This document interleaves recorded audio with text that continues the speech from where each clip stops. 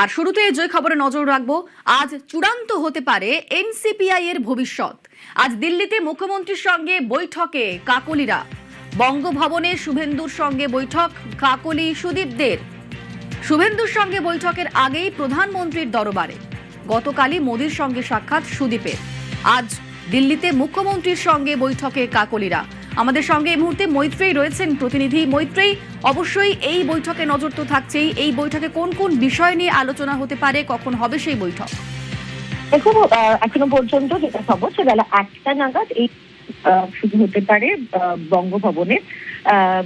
এই বৈঠকের মূল বিষয় কিন্তু এনসিপিআই এর যারা সাংসদরা রয়েছেন তাদের এলাকার যে সমস্ত সমস্যা রয়েছে, অর্থাৎ অনেক সাংসদ তাদের এলাকার ডেভেলপমেন্টের কাজ রয়েছে, এমনকি অনেকের কর্মীরা তারা এখনো ঘর ছাড়া রয়েছে, তাদের বেশ কিছু সমস্যার তারা এখনো সম্মুখীন হচ্ছে, বেশ কিছু আইনি জটিলতা রয়েছে।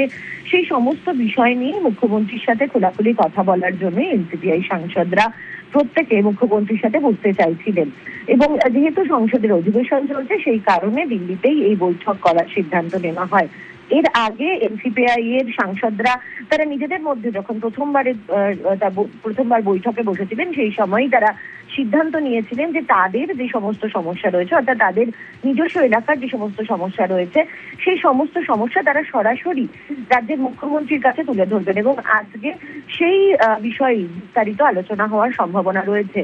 পাশাপাশি এনসিপিআই নিয়েও কিন্তু কিছু আলোচনা হতে পারে, এবং আগামী দিনে যেহেতু বাংলায় বেশ কিছু নির্বাচন আসছে, তার মধ্যে পৌরসভা নির্বাচন রয়েছে, এই সমস্ত নির্বাচনে এনসিপিআই এর ভূমিকা কি হবে সেটা নিয়েও কিন্তু একটা প্রাথমিক আলোচনা মুখ্যমন্ত্রীর সাথে হওয়ার সম্ভাবনা রয়েছে।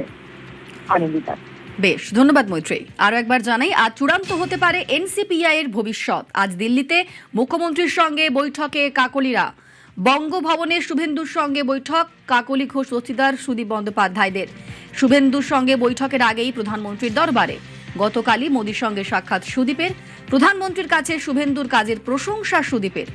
গত সপ্তাহে বিধানসভায় মুখ্যমন্ত্রীর সঙ্গে সাক্ষাৎ সুদীপের। আজ দিল্লির বৈঠকে নজর রয়েছে বাংলার।